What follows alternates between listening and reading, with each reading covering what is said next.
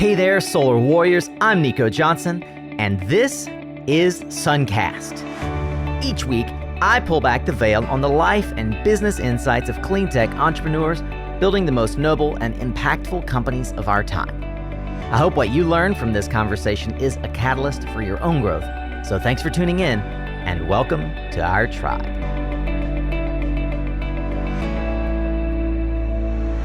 Hey, welcome to a new week, Solar Warrior. Here we go. This is 2 for Tuesday. Whether that's a tactical Tuesday or just content from one of our many live events like SPI Podcast Lounge, this is going to be a short form conversation, typically with subject matter experts designed to give you the practical tools, tips, and advice for building your solar business or career. And grow with us here on SunCast, as I know you will. I'm so glad that you've decided to join us again and level up your game. Remember, you can always find the resources and learn more about today's guests and recommendations on the blog at mysuncast.com. So get ready to tune up your skills, Solar Warrior. Here we go with another powerful conversation on SunCast. All right, we are live once again here at the Podcast Lounge, North America Smart Energy Week 2019. Thanks to our sponsor, Radiant REIT, produced in part by SunCast Media. We are going into deep detail with industry veterans about how their businesses have grown and how they are scaling and finding solutions to help the overall problem of addressing climate change and helping us transition off of fossil fuels. Today, I have the joy of spending some time with a power couple, Gordon and Cindy Baier of GoSolar. Welcome to SunCast. Thanks for asking us Thank you. to be here. Indeed. So it has been a very interesting transition for you, Gordon. You were involved in the rise of solar in Germany. It'll become obvious to the listener. Your German accent is pronounced, and the experience that you bring to our industry is also pronounced. So we're going to dig into 800 megawatts of projects that you've developed. But one of the things that I would love to hear at the outset is, how did you come about stumbling into a career in solar at all? Well, that was kind of an interesting journey, and especially, for example, I was working in a automotive industry in Germany, what's quite popular as well there. And, I was asking about a friend, hey, we have here an issue because in this automotive industry where I was working in, we were working a lot with software adjustments, sensors, and all this stuff. And a friend of mine was asking me, we have a problem here with inverters, and you guys with your company there is an engineering company. Can you help us out? And I said, well, let's take a look if this is something what we can do. And so I stepped the first time into the solar industry, where we helped them out to get the communication together for the inverters, because they purchased some inverters. They didn't have the right, I would say, platform to speak with each other. And I stepped in with that, and we figured out where the solution what could be the solution for that. And we developed a product or a platform then to bring all those inverters in communication. So that was my first touch there. And for sure, I was still working in an automotive industry. But then, my friend was talking to me again and said, listen, you come in touch with bigger companies, these that. Can you, or would you like to join our team? Yep. Partially to develop some projects? You can speak about, the technology behind, and they were pretty unfamiliar how that all works, especially when it comes to details in the technology. And I took it up pretty easy because that was like first grade electrician for me. So it was kind of an easy step in, and it evolved. And in 2007, I stepped in the field completely. Wow. And I had a lot of ups and downs seen there in Germany, and also get a lot of experience what really works failures, what have been made over there. Yeah. And when I see the comparison, what happened here in the United States, of course, it's a quick transition, but also there are things where I say, I wouldn't do this way. Right. So because voice of experience. We had this experience prior, and I would not touch this anymore. Yeah. So, and there are a lot of little things. Efficiency is one of the most important issues, especially for construction, and what kind of racking system or what kind of technology you can use to make the construction more efficient, or even what kind of a process and streamline in development you can do. So where it really makes sense then to take those kind of experiences and bring them here to the market. Yeah. And my wife and I, we're working really daily, very hard on our business. So this is what makes a huge difference. Bring knowledge and education in the market. Yeah, I love it. The knowledge transfer, especially from the automotive perspective, the process automation, the focus on process and reliability, and that ability to bring that into the EPC, but not only EPC development cycle of projects, which still for the last 5, 6, 7 years in the United States has been maturing. Yes. You've been about 5 years in the United States now? Yes. Okay. Cindy, how did you meet with Gordon and realize this is someone I want to be in business with? Well, actually, I was an educator for the last 20 years. My primary degree is in science. I was just happened to be in Berlin, Germany in 2012, and Gordon and I met, and we immediately started talking about what he was doing. I was interested to hear why he was there, and he was giving a speech that day, and it was all about renewable energies and sustainability. And I just thought to myself, this is where it's going, and this is where I want to be. So I made the decision a couple of years ago to get out of education. Yeah.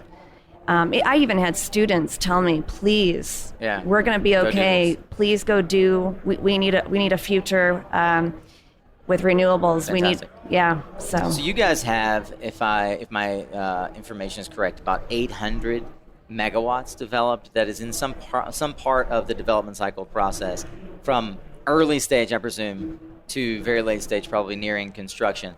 Where, as a developer, is the breakdown for you with regard to finding a good financing product or finding a team to help you really get that project from beginning to the finish line? Well, the biggest issue as a developer is you start from scratch. Yeah. So that means my team and we're focused on what is out there. And we have a special criteria where I'm looking right away. You can have the best land, you have whatever, but if there's land or the building is not meeting those kind of criteria, what we are focused on, and then it never will be a project that really will come to fruition, So, and where we are looking based on what is the infrastructure nearby, how is their geographics there, and everything what needs to be on our checklist scratched off as a go point will come to a project that really will make sense in future. And one of the major issues is, even if we develop the project, it's how we sell it, or do we want to keep it? Hey, commercial solar friends, you've probably heard that 2020 starts the Solar Plus decade. Well, that doesn't just mean solar plus storage. It means solar plus intelligent software like DemandX, Extensible Energy's demand charge reduction software that inexpensively reduces demand and time of use charges by 30% without batteries or extra permitting. By including DemandX software in your proposals, you'll increase customer ROI, shorten payback times, and help close more commercial solar and storage deals. contact Extensible Energy at extensibleenergy.com/SunCast for a free demand charge analysis for your commercial solar project and start closing more sales in the Solar Plus decade. Get ready for comedy and fun coming in February at the inaugural Solar Comedy Slam to enter solar in San Diego.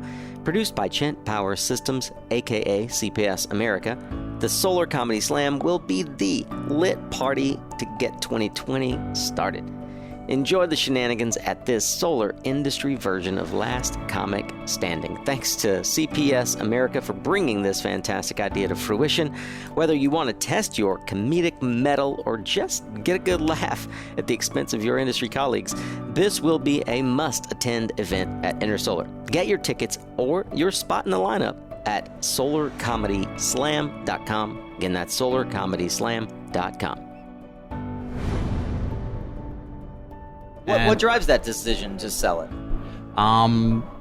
The decision is that for sure you can make a certain money on it, but you have to bring also money within, right? To get it equity, to make it finance. Yeah. But in our case, as a developer, we are spreading our equity in new projects because we are multiplying. Yes, we are multiplying our power by the money what we make out of one project, we multiply it in 5 other projects.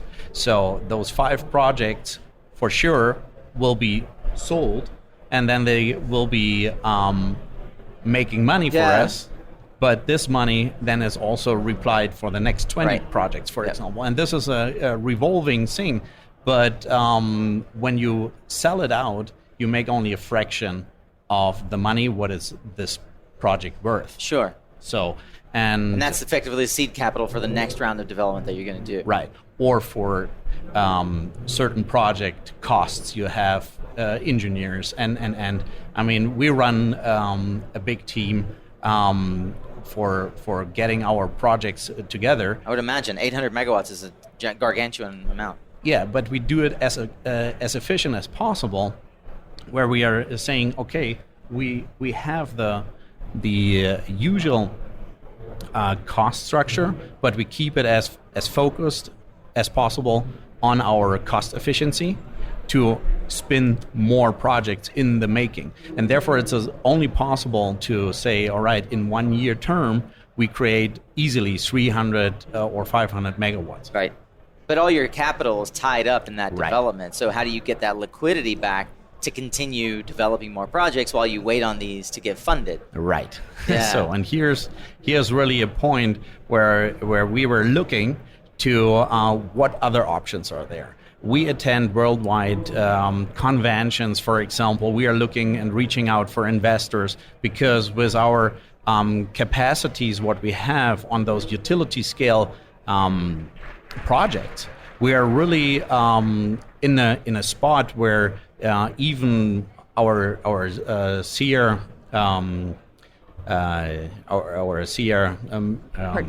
partnership is focusing and said, listen, there will be a huge shift right now, and we focus exactly on those utility scale sizes.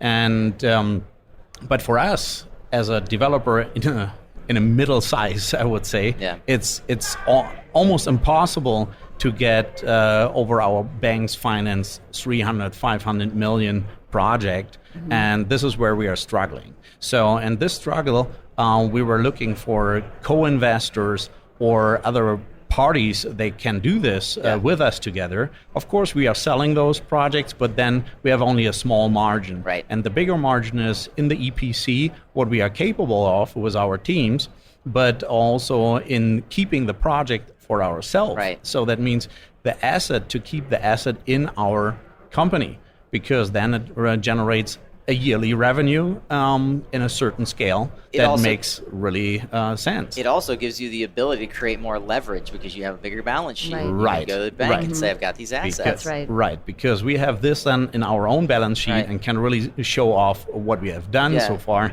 except of showing only what we are spinning every year to create more projects. but have no real asset value in our balance sheets, as you said. I mean, up to now, it's been either you're kind of mom and pop shop where you basically eat what you kill, and then what's left over from that you reinvest in the next project, or the Cypress and Sun Edisons of the world that go out and raise gobsmacks of money, right? And use that as development capital to go build a huge pipeline to acquire projects from the other smaller developers who can't afford to take their project across the finish line. That's right. Got it. So what are some solutions that you see in the marketplace that are addressing this issue for you of being able to retain equity in the projects that you have developed? Yeah, and there was specifically where we looked in conventions over in Europe, in co-investment convention in Chicago, for example. We spoke with a lot of investors, bank associated, and where we were really looking for a solution. And finally, we got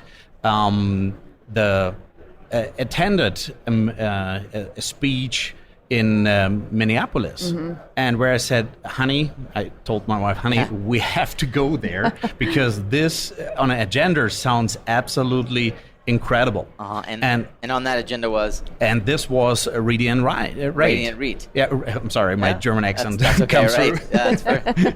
So Radiant REIT. Speaking? Yeah, and Jim was a speaker, and I was sitting there and saying, this is what I'm looking the whole time. Why? For. This is what I'm looking for the whole time. Yeah. And why? What are the elements that capture what you're looking for? Right. And I need to tell you the show itself from the whole convention was kind of everybody mediocre. knows somebody. It was kind of small. It was kind of small, and I was focused on what is really there, and I picked only 3 things, and one of those was Radiant REIT to attend there to the speech. That we met Jim. And when I met Jim there, I was grabbing him right away, and I said, we need to talk because I have this project line. So we made like a week later a schedule where we meet up and talked about our options, and we are working right now with him together on those projects to get them financed. So for those who are unfamiliar with Radiant REIT, maybe explain what the mechanism is and how it has helped improve liquidity for your business.